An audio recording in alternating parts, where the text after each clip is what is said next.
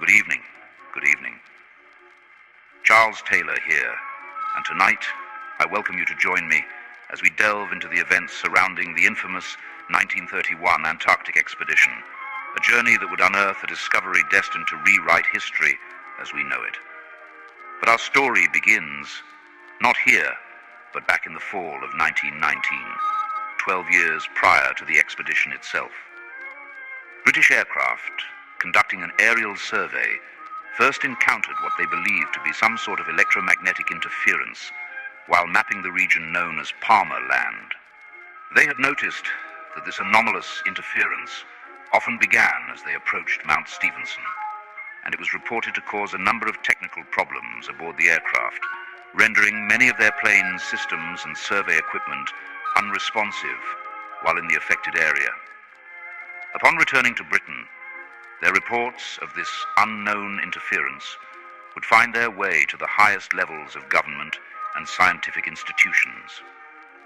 The area surrounding Mount Stevenson quickly became a point of intense interest within the scientific community, especially in an era where technological advancement was a symbol of national pride and global influence.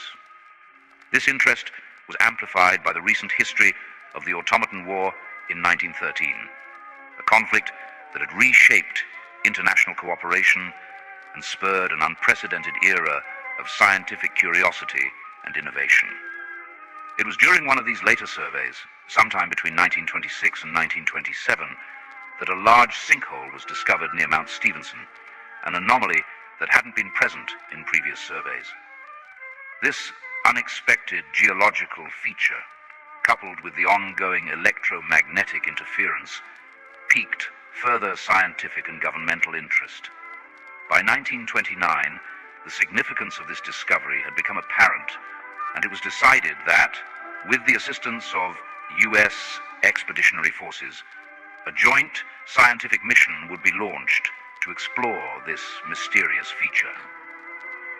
As the scope of this mission became clear, preparations were set in motion, requiring meticulous planning and coordination between the British and American teams. The fleet departed in early September 1931, each ship carefully outfitted with the necessary provisions, scientific instruments, and the most advanced automatons of the era.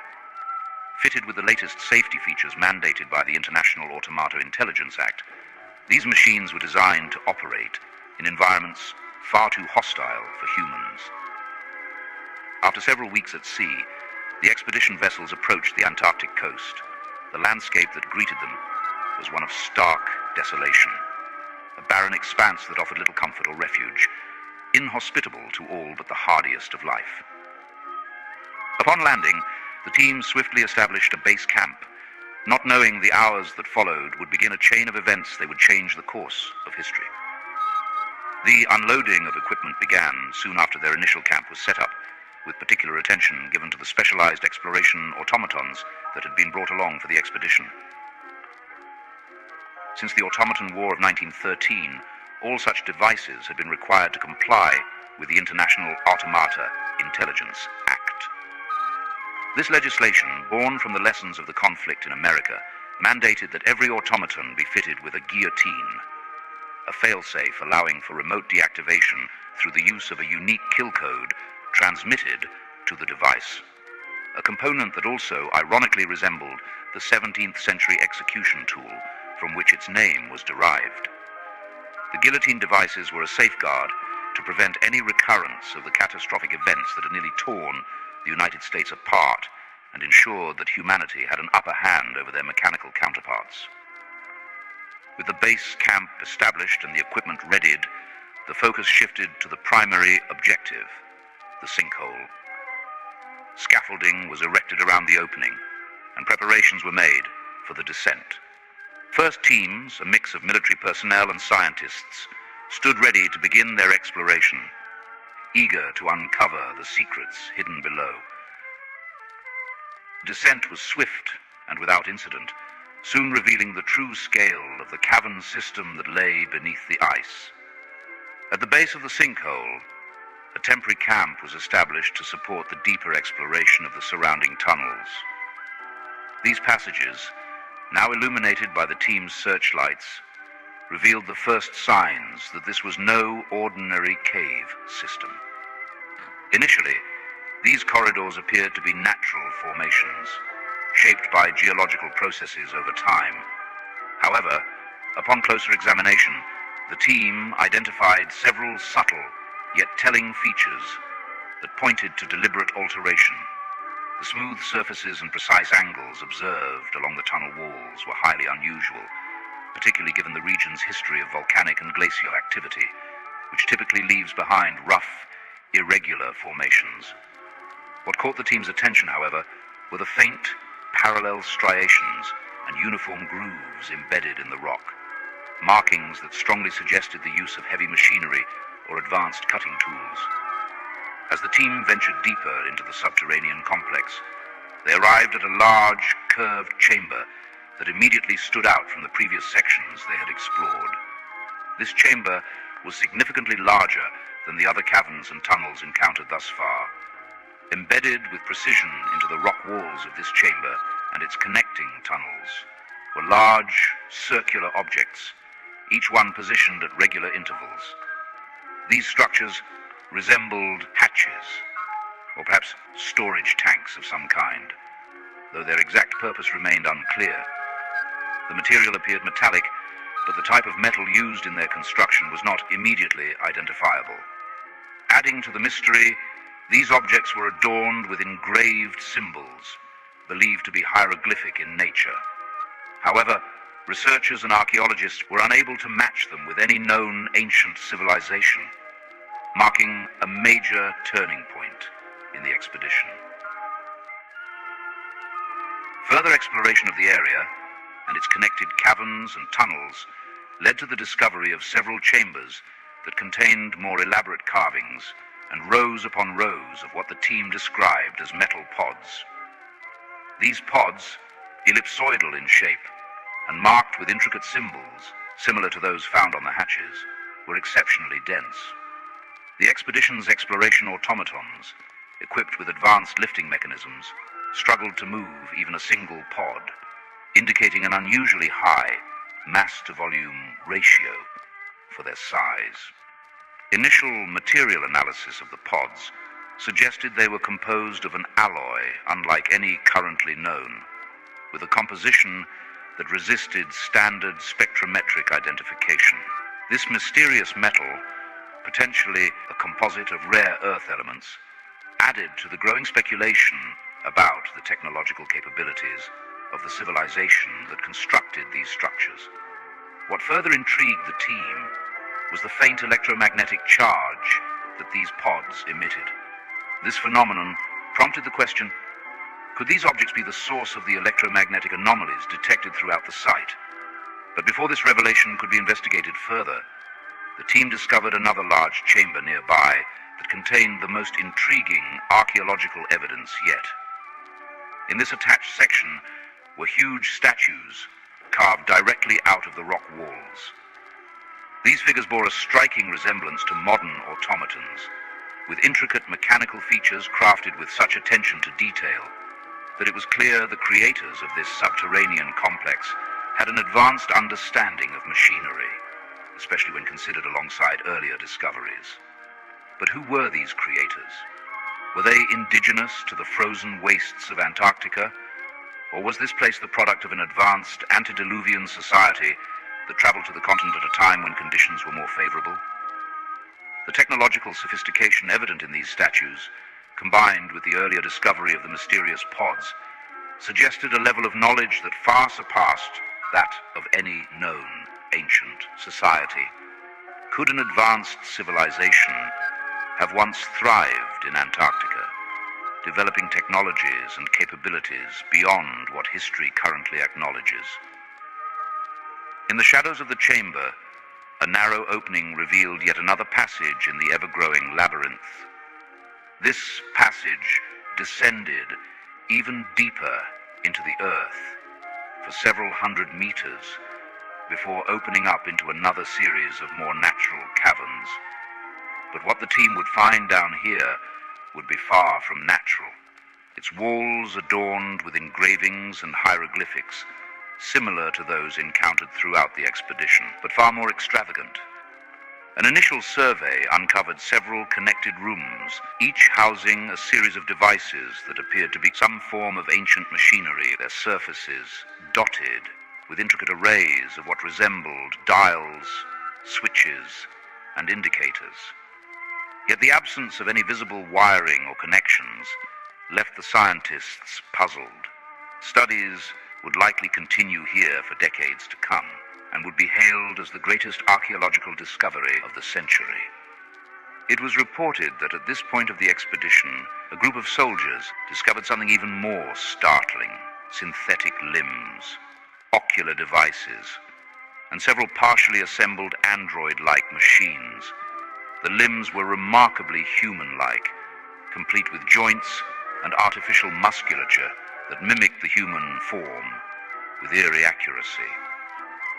They were coated in a white, fleshy polymer with a texture described as both tough and flexible. The ocular devices were constructed from a glass-like material with crystal clarity. They were housed in metal casings, suggesting they were designed for insertion into these artificial beings. The discovery of these human-like parts raised more unsettling questions about the purpose of the facility and the advanced artificial life it may have supported.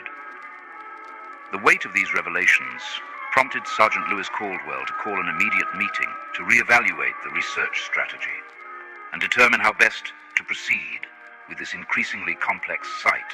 In the end, it was decided that the bulk of the expedition would continue the research and investigation of the newly uncovered chambers and machinery, while smaller groups mapped the tunnels and installed more temporary lighting.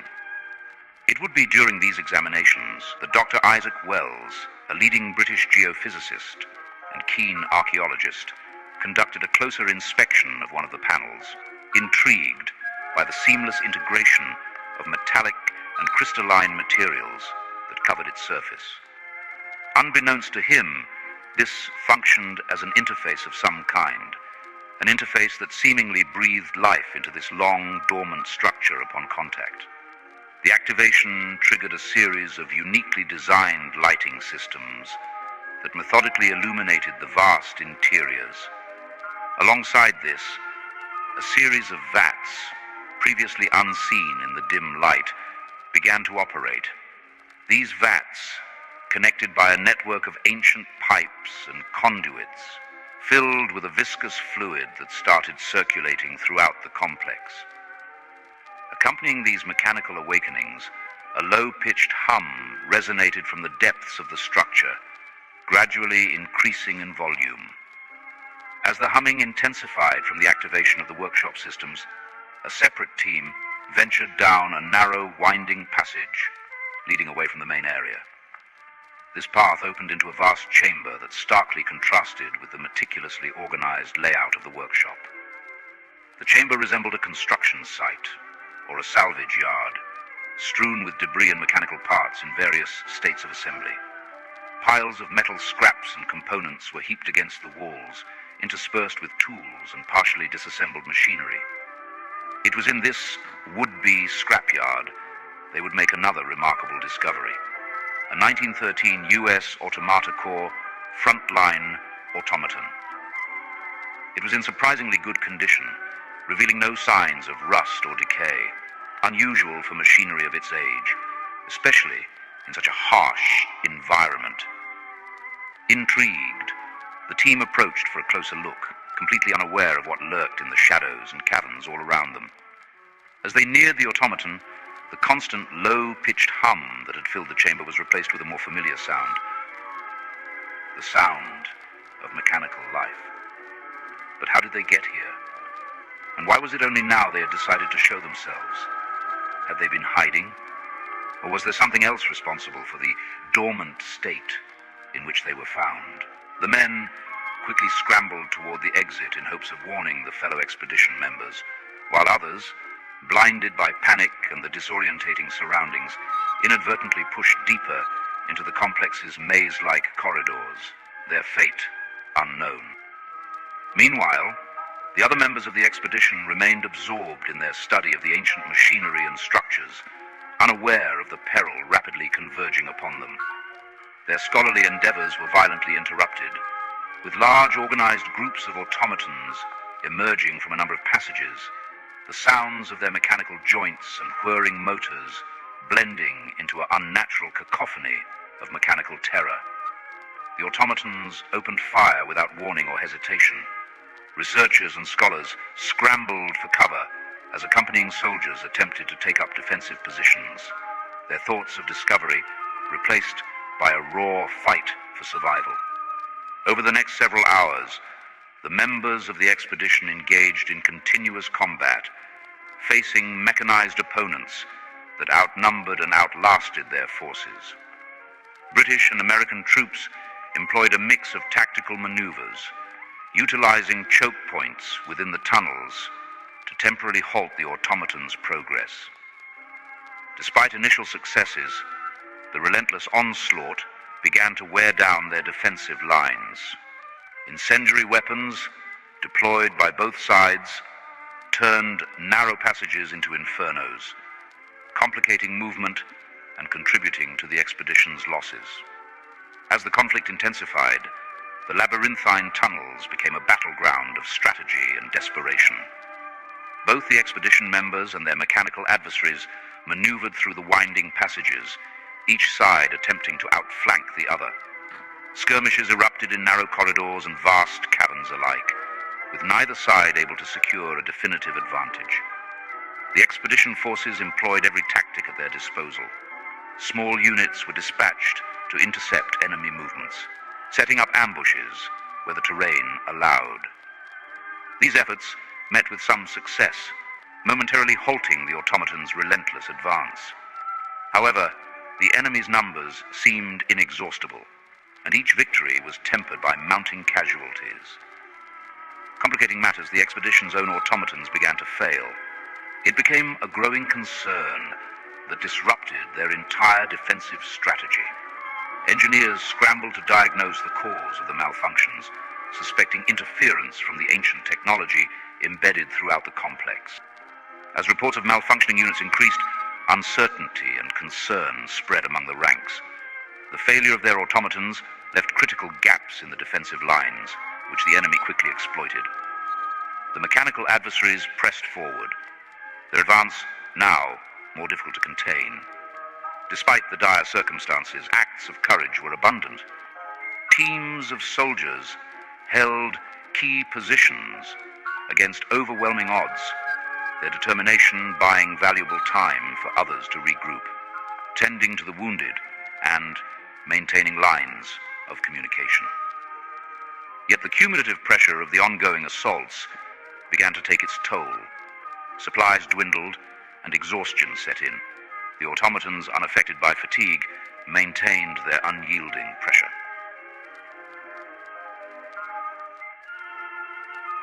As the situation worsened, reports reached Caldwell that among the ranks of the enemy were fully operational versions of the pale, humanoid-looking machines they had previously encountered only partially constructed in the workshop.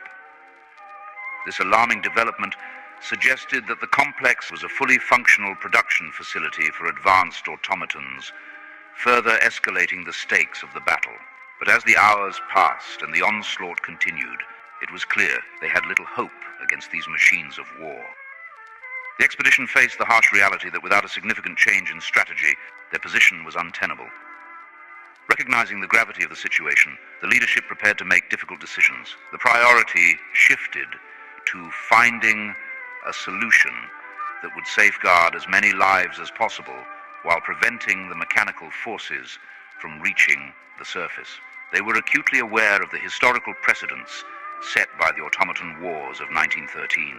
The devastation caused by automatons during those conflicts had led to significant technological and societal shifts.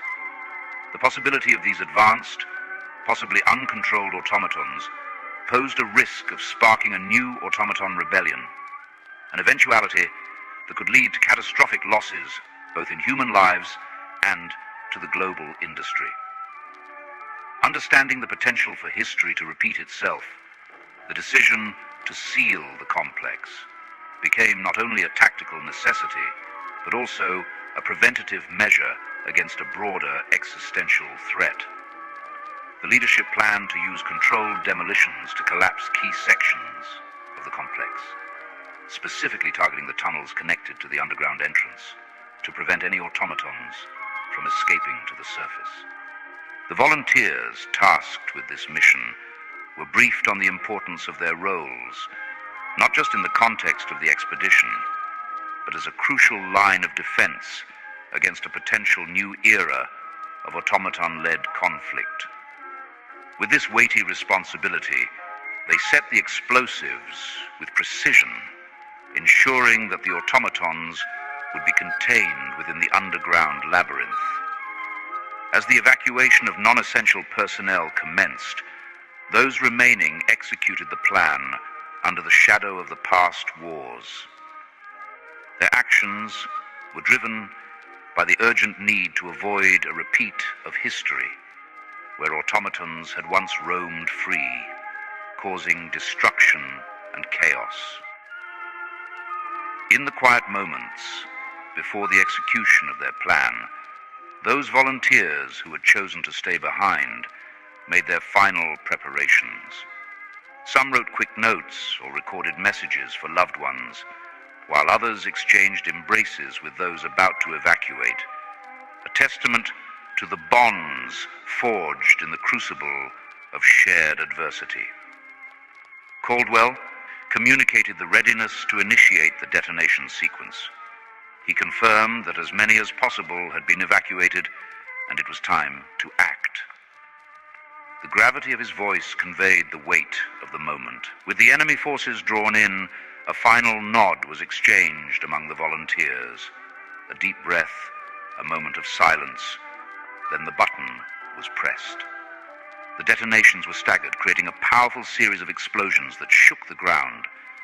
The intense bursts of light from the blasts echoed through the tunnels, sealing the passages and cutting off any path for the automatons to the surface. As the smoke still lingered from the detonation, an American researcher at the base camp initiated contact with Washington. What had begun as a scientific expedition had quickly escalated into an event of global significance, and now the leadership back home needed to be informed.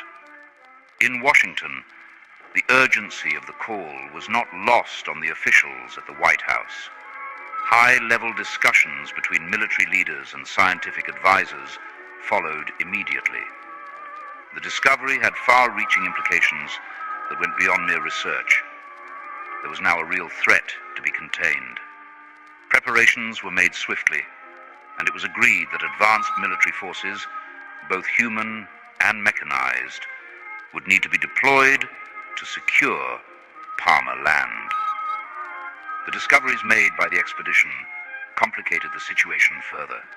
Reports of the automatons' failures within the complex led to suspicions that the guillotine devices, designed to prevent rogue automatons, might have malfunctioned. This sparked immediate debate among military and scientific advisors.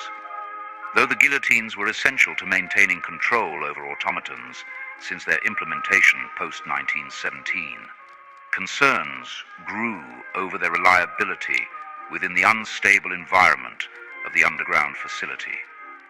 The debate centered on whether to disable the guillotine devices, risking loss of control, or keep them active and risk further malfunctions that could leave the forces without their most reliable assets. Despite strong opposition from the International Automata Regulatory Board and military advisors, the President, under immense political pressure, overruled these concerns. He ordered the removal of the guillotines, deeming them a hindrance rather than a safeguard. His decision, made amidst heated discussions with British officials, was met with continued opposition. Now stripped of their fail-safes, the fleets mobilized, prepared for whatever lay beneath the ice. Soon, ships set sail from the United States and the United Kingdom, loaded with troops, automatons, and equipment designed for both research and defense. The scale of the military operation reflected the severity of the potential threat still buried beneath the ice. This was no longer just a matter of exploration, it was containment and protection. As the fleets arrived off the coast of Palmer Land, the magnitude of the mission was undeniable.